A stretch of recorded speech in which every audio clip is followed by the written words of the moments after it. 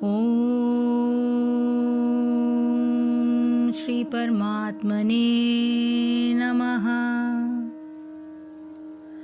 अर्जुन उवाच स्थितप्रज्ञस्य का भाषा समाधिस्थस्य केशव स्थितधिः किं प्रभाषेत किमासीत व्रजेत किम्।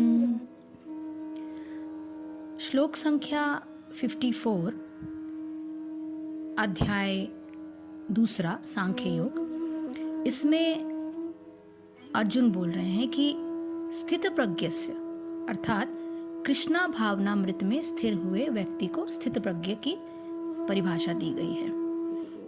समाधिस्थस्य अर्थात समाधि में स्थित पुरुष, केशव मतलब हे कृष्णा, और स्थित धीहि अर्थात कृष्ण भावना में स्थिर व्यक्ति। वो अर्जुन ने कहा कि हे कृष्णा, अध्यात्म में लीन चेतना वाले व्यक्ति जिसे कि स्थित प्रज्ञ कहा जाता है, उसके क्या लक्षण है, वो कैसे बोलता है तथा उसकी भाषा क्या है, वो किस तरह बैठता है, किस तरह चलता है। अर्थात इसका तात्पर्य यह है कि जिस प्रकार प्रत्येक व्यक्ति के उसकी एक विशिष्ट स्थिति के अनुसार कुछ लक्षण होते हैं, उसी प्रकार कृष्ण भावना भावित पुरुष का भी विशिष्ट स्वभाव होता है। उसके बोलने का ढंग, उसके सोचने का ढंग, उसके चलने का ढंग इत्यादि। जिस प्रकार धनी पुरुष के कुछ लक्षण होते हैं जिनसे वो धनवान जाना जाता है, जिस तरह रोगी अपने रोग के लक्षणों से रुग्ण जाना जाता है, या कि विद्वान अपने गुणों से विद्वान जाना जाता है, उसी तरह कृष्ण की दिव्य चेतना से युक्त व्यक्ति अपने विशिष्ट लक्षणों से अलग थलग जाना जाता है। इन लक्षणों को भगवद गीता से पहचाना या जाना जा सकता है। किंतु सबसे महत्वपूर्ण बात यह है कि कृष्ण भावना भावित व्यक्ति किस तरह बोलेगा या उसके बोलने का तरीका क्या है, क्योंकि वाणी ही किसी मनुष्य का सबसे महत्वपूर्ण गुण है। कहा जाता है कि मूर्ख का पता तब तक नहीं चलता जब तक वो बोलता नहीं है। एक बने ठने मूर्ख को तब तक नहीं पहचाना जा सकता जब तक वो बोले नहीं, किंतु बोलते ही उसका यथार्थ रूप प्रकट हो जाता है। कृष्ण भावना भावित व्यक्ति का सर्व प्रमुख लक्षण यह है कि वो केवल कृष्ण तथा उसी से संबंध विषयों के बारे में बोलता है। फिर तो अन्य लक्षण स्वतः प्रकट हो जाते हैं जिनको आगे के श्लोकों में भगवान ने उल्लेख किया है। अब ये स्थित प्रज्ञ और समाधि, ये 2 शब्द यहाँ बहुत ही महत्वपूर्ण है। यहाँ गीता का एक अत्यंत महत्वपूर्ण प्रकरण प्रारंभ हो रहा है। इसका पठन पाठन और मनन मनुष्य यदि प्रतिदिन करे तो उसको इस जीवन में ही परमानंद की प्राप्ति हो जाती है। साधारण रूप से समाधि का तात्पर्य ऐसा समझा जाता है कि समाधि में बैठा पुरुष बिल्कुल दृढ़ स्थिर भाव से बैठा रहता है और किसी प्रकार का कोई कर्म नहीं करता, और वो किसी प्रकार का कोई भी कर्म नहीं करता। ये सही है कि समाधि में स्थित होने की एक प्रक्रिया ये भी है, परंतु यह प्रक्रिया सबके लिए उपयोगी हो ऐसा नहीं है। इस श्लोक के उत्तर में भगवान जो कुछ बताते हैं वो सभी के लिए उपयोगी है। दैनिक कार्यों में रत स्त्री पुरुष चाहे जीवन यापन के लिए कुछ भी करते हों अथवा जो जनस्थान से दूर जाकर कहीं निर्जन स्थान में रहते हो, सभी पर यह उपदेश एक ही तरह लागू होता है। अमीर गरीब, रोगी स्वस्थ, स्त्री पुरुष, बालक युवा वृद्ध, सभी इस स्थिति को प्राप्त कर सकते हैं।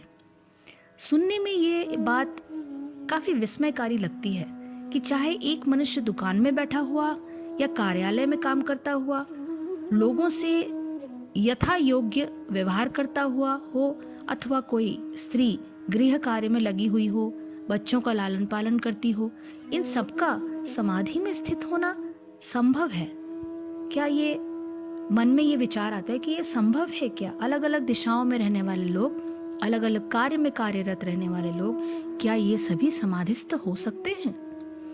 केवल निश्चल बैठना ही समाधि के लिए जरूरी नहीं होता।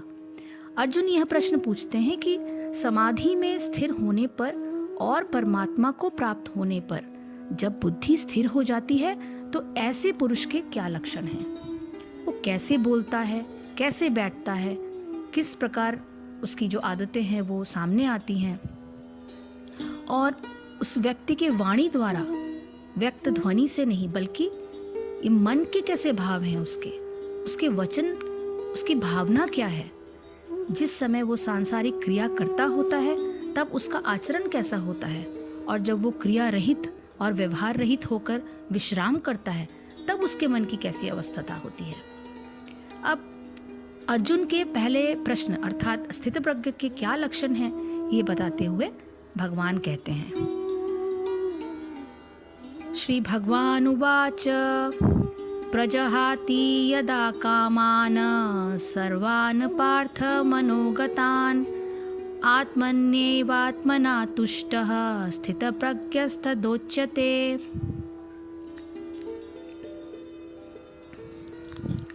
श्री भगवान ने कहा, हे अर्जुन, जिस काल में यह पुरुष मन में स्थित संपूर्ण कामनाओं को त्याग देता है उस काल में आत्मा से ही आत्मा में संतुष्ट हुआ स्थिर बुद्धि वाला कहा जाता है। अर्थात भगवान कह रहे हैं कि श्री भगवान कह रहे हैं अर्जुन को कि हे पार्थ, जब मनुष्य मनोधर्म से उत्पन्न होने वाली इंद्रिय तृप्ति की समस्त कामनाओं का परित्याग कर देता है और जब इस तरह से विशुद्ध होकर उसका मन आत्मा में संतोष प्राप्त करता है तो वह विशुद्ध दिव्य चेतना को प्राप्त कहा जाता है, यानी वही व्यक्ति स्थित प्रज्ञ कहलाता है। तो इसका तात्पर्य है कि श्रीमद् भागवत में पुष्टि हुई है कि जो मनुष्य पूर्णतया कृष्णा भावना भावित या भगवत वक्त होता है उसमें महर्षियों के समस्त सद्गुण पाए जाते हैं, किंतु जो व्यक्ति आध्यात्म में स्थित नहीं होता उसमें एक भी योग्यता नहीं होती, क्योंकि वह अपने मनोधर्म पर ही आश्रित रहता है। फलतः यहाँ ये ठीक ही कहा गया है कि व्यक्ति को मनोधर्म द्वारा कल्पित सारी विषय वासनाओं को त्यागना होता है। छोटे छोटे साधन से इनको रोक पाना संभव नहीं, किंतु यदि कोई कृष्ण भावनामृत में लगा हो तो सारी विषय वासनाएं स्वतः बिना किसी प्रयास के दब जाती हैं। अतः मनुष्य को बिना किसी झिझक के कृष्ण भावनामृत में लगना होगा, क्योंकि यह व्यक्ति उसे दिव्य चेतना प्राप्त करने में सहायक होगी। अर्थात अत्यधिक उन्नत जीवात्मा जो कि महात्माओं में दिखाई देते हैं, अपने आप को परमेश्वर का शाश्वत दास मानकर आत्मतुष्ट रहते हैं। ऐसे आध्यात्मिक पुरुष के पास भौतिकता से उत्पन्न एक भी विषय वासना फटक नहीं पाती। वो अपने को निरंतर भगवान का सेवक मानते हुए सहज रूप में सदैव ही प्रसन्न रहते हैं। तो वो स्थित प्रज्ञ के लक्षण क्या हैं? अब ये लक्षण जो हैं ये बताते हुए भगवान जो है उनकी दो विशेषताओं का संकेत करते हैं। पहली विशेषता तो ये है कि यह पुरुष मन में उठने वाली संपूर्ण कामनाओं को पूरी तरह से त्याग देते हैं। सांसारिक उपलब्धि, चाहे वो धन हो, संतान की हो, प्रसिद्धि की हो, संपत्ति की हो, ऐश्वर्य की हो, इन सब किसी चीजों में उनका कोई इंटरेस्ट नहीं होता। ऐसे स्थित प्रज्ञ पुरुष उन सब से अपने लिए किसी भी प्रकार सुख प्राप्त होने की आशा नहीं करता। यदि हम विचार करें तो हम देखेंगे कि अधिकांश व्यक्तियों का जीवन इन कामनाओं के विषय में सोचने, उन्हें किसी तरह से प्राप्त करने और प्राप्त न होने पर महान कष्ट भोगने में ही व्यतीत हो जाता है। कामनाएं उनकी वस्तुओं की होती हैं जो उन्हीं वस्तुओं की होती हैं जो मनुष्य के मन को अच्छी लगती है, लेकिन वो अच्छी लगने की जो चीज़ें होती है वो क्षणिक होती है, भंगुर होती है। हमारे लिए कौन सी वस्तु ग्रहण करने योग्य है, इसका मापदंड क्या है? साधारणतया जो वस्तु मन को अच्छी लगती है उसे हम यूं ही चुटकियों में ग्रहण करने के अपने आप को योग्य समझते हैं। तो इस भावना से इच्छाएं उत्पन्न होती हैं। यदि हम ये देखें कि वह उचित है या नहीं, तो बहुत मात्रा तक इन कामनाओं का निवारण हो सकता है। इसमें पग पग पर सावधान रहने की आवश्यकता होती है, क्योंकि मन हमको उसी ओर प्रेरित करता है जिसमें उसे अच्छा लगता है, चाहे वो उचित हो अथवा अनुचित हो।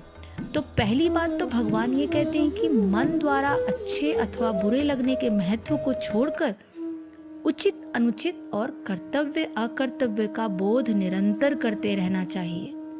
ऐसा करने से कामनाओं का त्याग धीरे धीरे संभव हो ही जाता है। दूसरी बात भगवान क्या कहते हैं? कहते हैं कि स्थितप्रज्ञ पुरुष आत्मा से आत्मा में ही संतुष्ट रहता है, अर्थात वो अपने ही इनर जो उसकी ब्यूटी है, अंतर की जो आत्मा है उसकी, वो हमेशा सदैव संतुष्ट रहती है। इसका व्यवहारिक पक्ष ये है कि मनुष्य को अधिकांश रूप में अपने से बाहरी व्यक्तियों, घटनाओं अथवा परिस्थितियों से सुख लाभ की आशा रहती है। ये आशा पूर्ण न होने पर मनुष्य के हृदय में असंतोष की आग भड़कने लगती है। अधिकांश रूप में मनुष्य ये सोचा करता है कि उसे घर के अथवा बाहर के अमुक व्यक्ति से सुख मिलता है और अमुक से दुख। सो वो अमुक वस्तु की प्राप्ति से सुख है और अमुक वस्तु की प्राप्ति में ही दुख है। सो अमुक परिस्थिति मेरे लिए प्रतिकूल है और अमुक वस्तु की प्राप्ति में दुख, और अमुक परिस्थिति जो है वो अनुकूल है। एक प्रतिकूल है, दूसरी अनुकूल है। इस तरह के थप्पड़े खाती हुई बुद्धि को अप्रसन्नता, असंतोष और उलझने धीरे धीरे प्राप्त होती रहती हैं। परंतु हर वस्तु, चाहे वो कोई व्यक्ति हो, कोई घटना हो या परिस्थिति हो, हमारे लिए केवल कर्तव्य का अवसर प्रदान करती है। वो हमें कदापि सुख अथवा दुख नहीं दे सकती। इसे समझ लेने पर मनुष्य का हृदय सदैव आनंद से परिपूर्ण रहता है। इसका अचूक उपाय परमात्मा में बुद्धि का लग जाना है, और यही आत्मा से आत्मा ही में संतुष्ट रहना है। सो आत्मा से साक्षात्कार करना सबसे ज्यादा जरूरी है।